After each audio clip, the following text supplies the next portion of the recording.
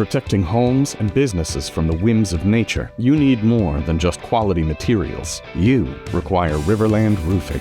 Licensed, insured, and certified, RiverLand Roofing offers not only the assurance of excellence, but a tailored approach to your unique structural needs and budget.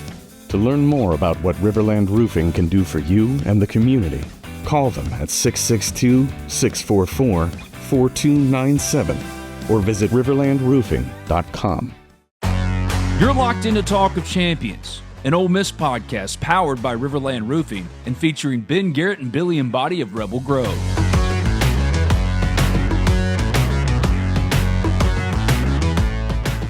Welcome back to Talk of Champions, live from SEC Media Days. Billy Embody, Ben Garrett. Now really happy to be joined by a great friend of the program, Rusty Mansell, Dawgs HQ. I mean, here we can be friends right now. We're not playing. Everybody's group hugging. Right? You're coming to Athens in a couple of weeks, so that game's going to be. I'm sure we're going to talk about that one. Yeah, that's the funny thing, Russ. Yeah. It's like I was noticing that too. Brian Haydad over there at Super Talk, big Mississippi State guy. Yeah. You know, everybody's playing friendly right now. Hey, everybody's nice. Everybody's good to see you. My favorite SEC Media Days is a strength program. It's the best it's ever been. Best ever. The seniors are bought in. I mean, it's been the greatest offseason ever. 100%. And somebody starts that 0-2, and you're like, it was the worst offseason we ever had. We couldn't get kids to show up. Yeah, the truth comes out. Truth comes out. You start 0-2. Yeah. Well, what do you think about Georgia's offseason, though, since you are boots on the ground? No news is good news right now. You know what I mean? Obviously, you don't beat around the bush. It hadn't been the best last couple of years, and I think there's an emphasis on not creating headlines and you know, for right or wrong, the tickets and things like that. And, you know, I know that the Georgia staff was scratching their head, everything they could possibly do, fines, you know, people losing money, and it's just, you know, you get in the car and make a decision, and I think that, you know, it's been a good offseason as far as that. But as far as, like, University of Georgia football program, I mean, they got some dudes now. Yeah. Well, it's crazy we have to lead off with that, too. I've had so many people. I've had 3 interviews today, and they're like, dude, it's been a quiet offseason in Athens. I'm like, well, don't jinx it, you know. But that's the truth. Yeah, that's the truth. That's the truth, man. Well, it's really interesting because, like, last year for Ole Miss, at least in the time until the Florida game happens, that 28-10 win over Georgia was, like, the pinnacle of that. Yeah. Of that. What was it like on the other side, though? Like, what did that loss mean to Georgia? What was I think it was a wake up call that you can get your ass whooped at any point in SEC, and they did that day. Like, it was, I felt like even with the injury to Dart early, and then Simmons coming in, that drive, I felt like Ole Miss was one step ahead of Georgia all day in that game. I really do. I think whatever Lane was ready. I think you know, Golden had a great game plan for them, and it just happens, man. And I think Georgia fans had to realize nobody's really scared of you anymore. Everybody's good. And that Ole Miss game was kind of a wake-up call for Georgia. It's crazy, all these former Saban assistants now running their own programs. Yeah, dude. I know Kirby's been around a while. I know Lane's obviously been around a while now, too. But you know, do you think there's a rivalry inside the rivalry with all the guys on text messages? Can you imagine the talk? So what I heard, the rule is you don't text during the week. Oh, okay. But as soon as the game's over, you're free game to say, hey, you whipped our ass, or hey, you know, why did you run this play? And you know, damn it, we had this call.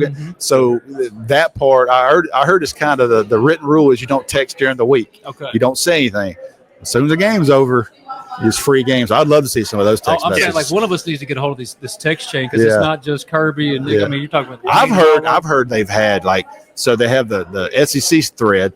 Yeah. Then they have that side thread. Then they have a smaller thread. You want to be on a smaller one. That's where the unfiltered is good. Can you believe he said that in public? And can you believe Lane tweeted that? I mean, I'm sure that's all the stuff going on there. Like, when Lane's up there in that local media thing, and he's winking about how, Nick's probably not done. You know, he knows exactly what he's my God, he's dude. crap for He could. You called, dude. They served it up for Lane on that. I loved it. It's the perfect Lane Kiffin question. Oh my God, dude. I tell you what, he is so good on Twitter, X, whatever it is. So good. When we're all going to keep calling it Twitter. when he tweeted the other day about Hugh, talking about golf game strong or something. And took it to the main room today. I lost it. I mean, I lost it, dude. You know, Hugh Freeze like, what? Lane, leave me alone. Come on, please. Man. I got enough to do. I get some advice to Hugh, and there's nothing wrong with loving golf. There's nothing wrong with don't turn your damn scores in, dude. Nobody's worried about your handicap. That's a good point. Go play. Don't turn your damn scores in, man. That's a really good There's point. no. You're not checking out a cart. Nobody's watching your cart You're check picking out. up around two, so you can kick it into the fairway. Don't turn your damn scores in, man. Just go and have fun. To thank God for the blessing. And when you get done coaching, you can worry about your again score. Yeah. You don't have to worry about it right now, man. Well, I will say, dating back to Oxford, when I've seen the man play, he's a really good golfer. He That's what I takes heard. it serious. Oh, I heard he takes it serious. Very, very I heard serious. it used to be that coaching retreat at the end of like July. Yeah. It was like 4 days, like Ryder Cup. Oh yeah. It was on. And him and Wesley Wallace came down here to Atlanta one time for like some Chick-fil-A something or other, and I'm telling you, they ran. They still play over there. Yeah, Still Lake play. Oconee. Lake Oconee. Yeah. See, that's what I'm saying. They're still good. All right, who's going to be the quarterback for Georgia? I don't know. It's going to be Gunner Stockton. Yeah, It's going to be Gunner. It's going to be Gunner Stockton. Yeah, I mean, this is his 4th year back, and I think they got a really talented young kid in Ryan Puglisi. I don't think he's quite ready there. If he had to play, I mean, his skill set's there. He just a little behind there. Gunner is in his 4th fall camp, so it's he should know it. And this is a kid that's played a lot, and it's time to find out what he's got. Yeah. What are the holes in this Georgia team? I mean, it's one of those teams that is now at the point with some of these other teams that you gotta find them, or you really gotta know. I think the team. I think that, and I've said this in a couple of interviews today. I don't know if there's a true alpha team in college football. I don't think there's a true alpha. Yeah. Last year was at this table. I think we all would agree. If you had to bet your mortgage on it, you probably would have said Ohio State. Yep. And they almost didn't make it. Yeah. They almost still screwed it up. They got hot at the right time, and they were good. I don't know there's a true alpha team in college football. So when you look at Georgia, you say, okay, what are they trying to do? To me, the most important thing for Georgia is to get in, whatever happens, just to get in and be healthy. Yep. They beat Texas last year, got in. They were absolutely beat to hell. I don't care if they got 3 weeks off. They were absolutely beat to hell. Then you lose your starting quarterback. You know what I mean? You had to play Gunner, who showed some spurts against Texas, didn't play great against Notre Dame. Credit Notre Dame, the guy after Georgia. I think depth, I think Georgia's as deep as anybody, but I don't think they're going to they're never going to have a defense like 21 or 22.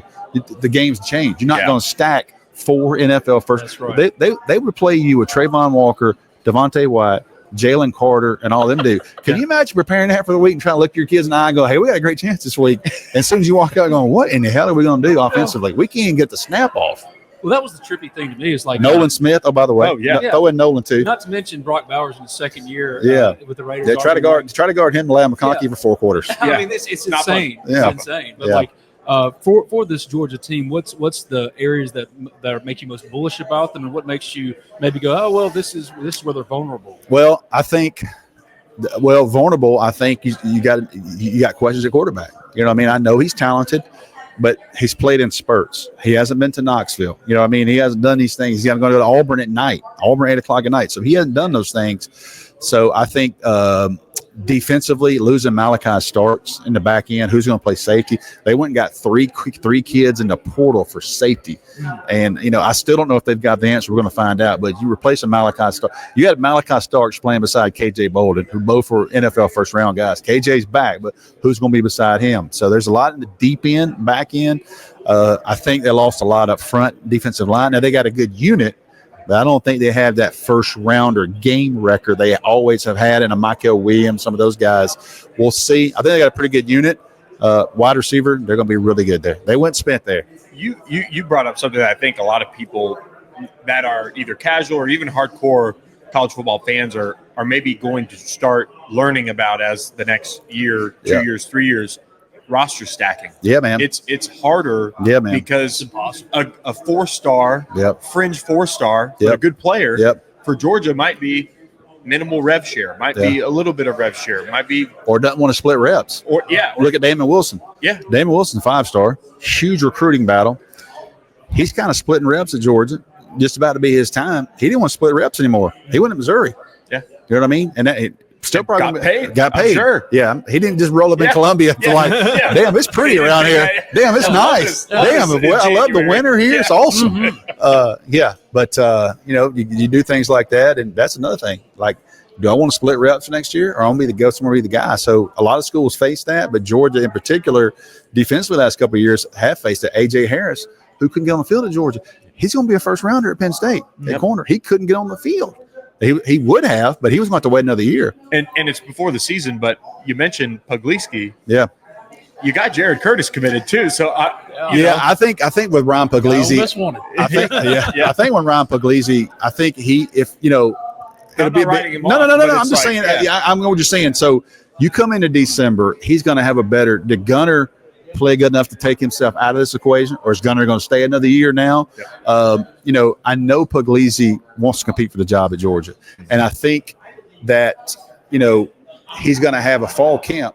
And then what does he do this year? You know what I mean? So I don't think he's so much worried about Jared Curtis behind him as in what is in front of me for next spring. Am I got a chance to win this job, or am I sitting here behind Gunner another year? That's going to be a tough one. Now, Carson Beck stayed around. Mm-hmm. Carson Beck stayed around a couple of years. 3 years, he just sat around waiting. Yeah. And that in and of itself is rare. I mean, you don't very see rare. That. Very rare. I'm not saying Ryan would do that, but he's kind of wired in that. He really wants to play quarterback at Georgia. He really wants to have that option. I remember we had him in Nashville at our series, and I remember sitting there with his dad and Sammy Brown's dad, which was cool. I'm listening to him tell stories, and his dad was like, "It's a tough decision when you have to tell Ohio State to quit calling. Like, my kid's going to Georgia. Thank y'all, but my kid's going to Georgia. You know what I mean? Like, that kid really wants to be the quarterback at Georgia. So we'll see. We'll see." I have one thing I want to talk about briefly before we go Rusty here. Yeah. We were talking before we sat down to really get into it about Nakobe Dean. Yeah. Okay. I covered that recruitment up until the very last minute when he chose Georgia. Tell the people honestly, Ole Miss was right there. Ole Miss was at 100% in that. And I'll be honest with you, Georgia didn't know either. I was texting with you that morning too. It was Shay Dixon. I'm having texted everybody, and so now I can say it because statute of limitations are gone. Dan Lanning told me, he goes, "Rusty, we did not know." He goes, "I'm watching it on ESPN like everybody else. Everybody's exhausted." Yeah. Evidently Kirby Smart was like in his office sick. Nakobe Dean says Georgia, the whole office erupts. They go down and wake Kirby up, had to kick the door open. He's sick as a dog on the couch. And they go, "We just got Nakobe Dean." Sick as a dog. Nice. Are y'all serious? Yeah. And then on the other side was Ole Miss. Yeah. They're like, "Wait, I don't know that Georgia didn't know. Like they weren't sitting around going, "We've got him." I tell you, a great statute of limitations rebel on me too. I go speak that June before Nakobe was a senior at the Memphis Touchdown Club, and after it was over that night, I had open bar with all the guys, so I got into some that night. Had a great night. Just had partake. Well, I go to what is it, Horn Lake? Mm-hmm. Horn Lake's so next morning, I drive from Memphis to Horn Lake, and I'm gonna watch Nakobe Dean practice while I'm over there. Oh, by the way, it's about 295 degrees. Welcome to North mosquitoes look like damn Apache helicopters. Yep. I mean, they're like picking kids up and taking them off. I'm sitting there, and God, I am sweating. God knows what. Yep. And so I go talk to the coach. He knows. Nakobe knows I'm coming. The coach knows I'm coming. I said, "Coach, I need Nakobe for 5 minutes. I'm gonna shoot some video. I'm out of here." It's about 10 o'clock that morning. Coach goes, "Hey, Nakobe's gonna talk to you. This is gonna be out of practice."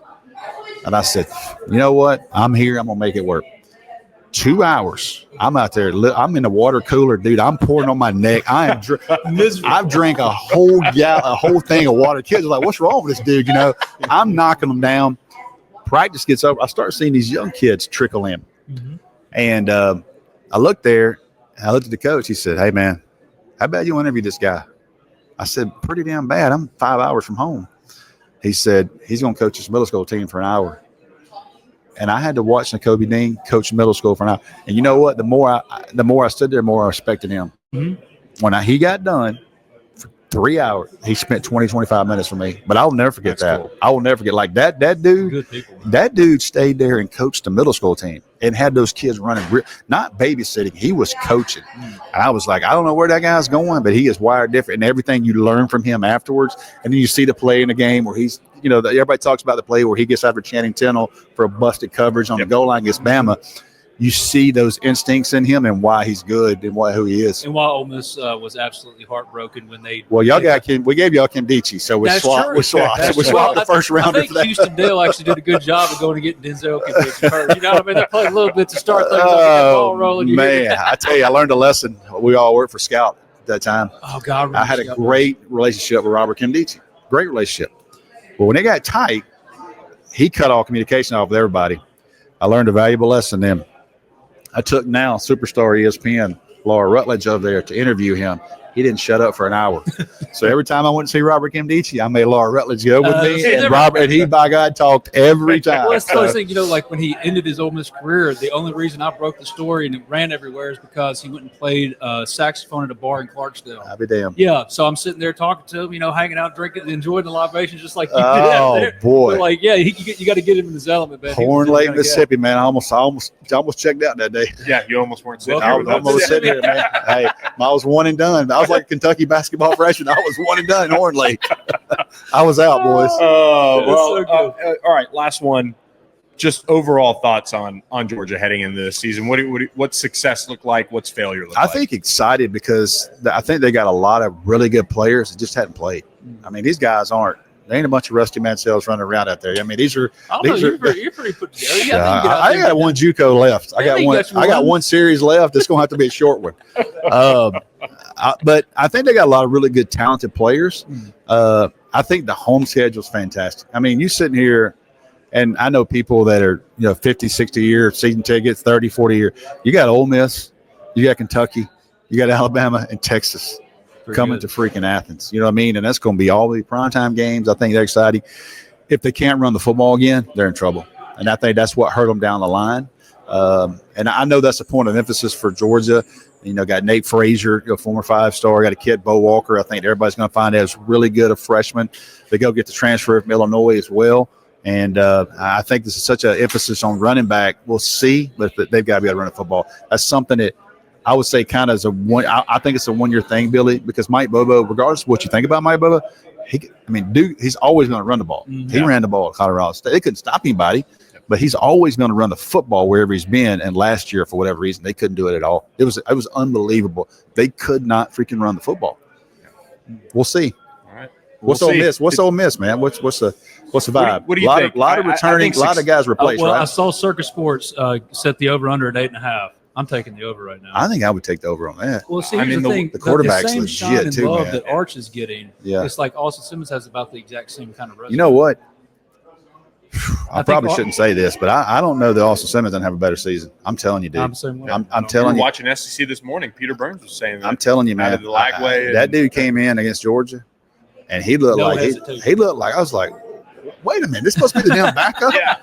How tight are Lane and Jackson? Because this dude, I kind of knew about him, but and it's almost like a major league pitcher. Everybody will see him a couple of times and what's going to happen. You'll kind of get a scouting report on him, how you adjust. But obviously, this kid's super smart, very polished. I love seeing him, get interviewed and stuff. So with Ole Miss offensively, they're going to give you issues always. But Georgia, I would imagine that Lane probably had a few words for Kirby afterwards. I'd be interested to see how those two ramp it up a little bit. Well, the thing about Ole Miss is you're replacing 18 of 22 starters. You're starting 22, but you're getting Deshaun Stripling, who was Oklahoma State's number 1 wide receiver. Harrison Wallace. If it wasn't a portal, you'd be scared to death. Oh, scared to death. Yeah. That's how we're talking about the new world. You just flip your switch, man.